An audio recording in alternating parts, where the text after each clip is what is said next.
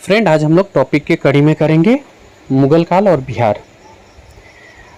मुगल काल का जो भारत में जो मुगल काल का आगमन होता है तो बाबर इसके संस्थापक था। 21 अप्रैल 1526 ईस्वी को पानीपत के युद्ध में इब्राहिम लोदी को हराकर मुगल साम्राज्य का नींव रखा।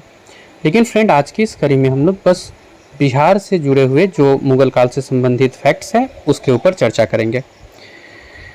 सबसे पहले हुमायूं ने 1532 ईस्वी में दोहरा सराय में अफगानों को हराया और मुगलों के आने के पहले हमारे यहाँ जो अफगानी व्यवस्था थी, नुहानियों की सत्ता चल रही थी, इसका अंत होना शुरू हुआ।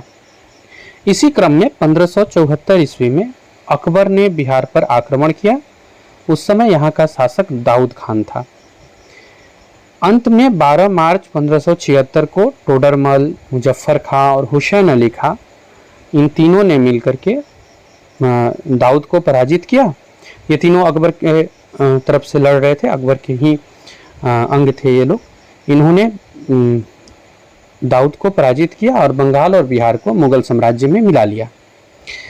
इसके बाद लगभग 1580 के आसपास मुगल सम्राट अकबर ने बिहार को मुगल साम्राज्य का प्रांत घोषित किया और मुनीम खां को बिहार का गवर्नर नियुक्त किया। पहला इंपॉर्टेंट फैक्ट, बिहार का गवर्नर मुनीम खां नियुक्त किया मुगल सम्राट अकबर ने। अकबर के काल में बिहार के मुगल प्रांतपतियों में सबसे प्रसिद्ध राजा मानसिंह रहे। इन्होंने मुगल साम्राज्य को बिहार में सुदृढ़ भी किया। मानसिंह ने रोहतास को अपना राजधानी बनाया, अर्थात मानसिंह के समय में बिहार की राजधानी रोहतास रही। अकबर ने मुगल साम्राज्य को 12 सूबों में विभाजित किया था। खाने आजम जो मिर्जा अजीज कोका है, उनको बाद में बिहार का गवर्नर नियुक्त किया गया। अकबर के बाद में जहांगीर का संबंध आता है बिहार से। मुगल शासक बनने के बाद जहांगीर ने बाज बहादुर को बिहार का सूबेदार नियुक्त किया। इस बाज बहादुर ने राजा संग्राम सिंह के विद्रोह को दबा दिया और दरभंगा में एक मस्जिद और नूर सराय नामक एक सराय का निर्माण किया। ये भी बहुत इंपॉर्टेंट है।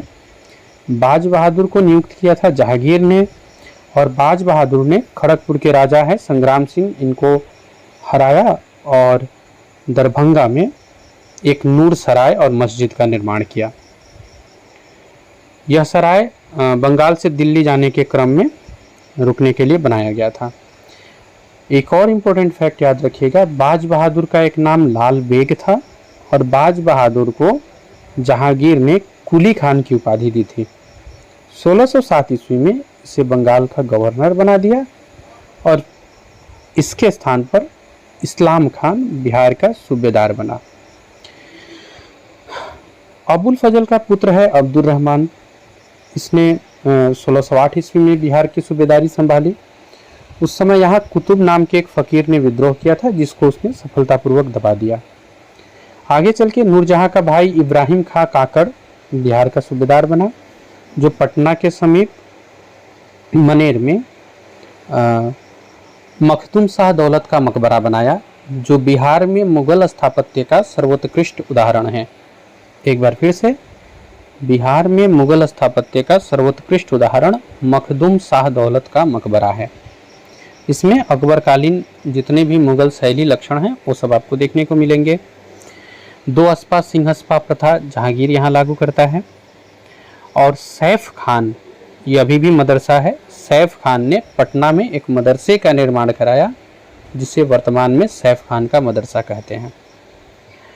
जहांगीर के बाद शाहजहां के शासनकाल का कुछ इम्पोर्टेंट तथ्य रहा जो बिहार के लिए रहा इम्पोर्टेंट में, जिसमें शाहजादा सुलेमान सिकोह मिर्जा राजा जय सिंह के नेतृत्व में शाही सेना ने शहजादा शुजा को हराया और सामूगढ़ के युद्ध में औरंगजेब ने शहजादा दारा को हराया और शहजादा शुजा को बिहार सौंप दिया गया।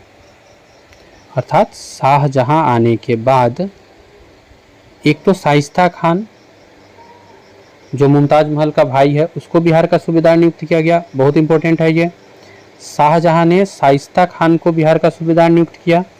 उसके बाद शहजाद शुजा नियुक्त हुआ।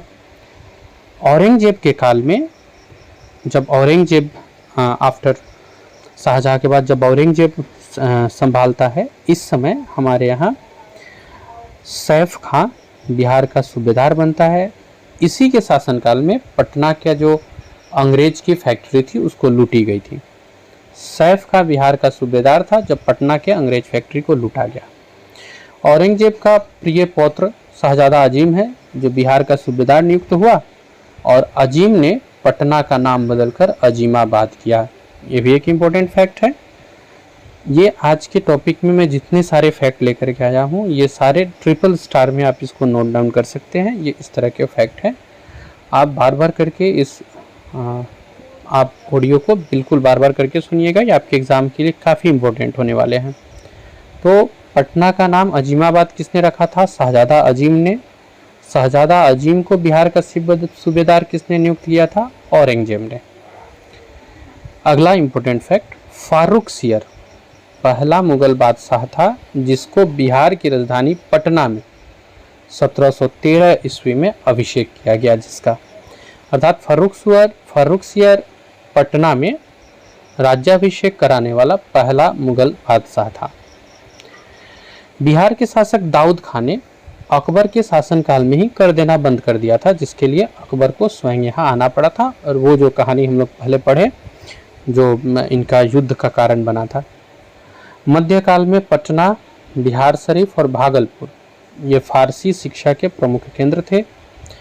अगर यहाँ पे आप सिलसिलों की बात करेंगे तो फिरदौसी सिलसिला सबसे प्रसिद्ध था, और इसके जो प्रतिनिधि थे वो थे सरफुद्दीन याहिया मनेरी, मनेर से थे ये। इसके पहले हम लोगों ने जो पढ़ा था इत्माद-उद-दौला का मकबरा, जिसे नूरजहां ने अपने पिता की मृत्यु के बाद बनवाया था, आगरा में स्थित है ये। इसमें पहली बार पित्रादुरा शैली का प्रयोग हुआ।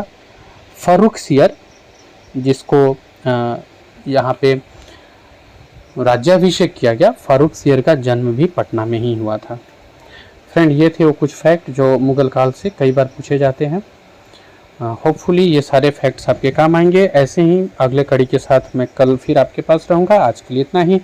अपने प्रिपरेशन को एंजॉय करें। Thank you very much. Take care, celebrate your preparation. जय हिंद, जय भारत।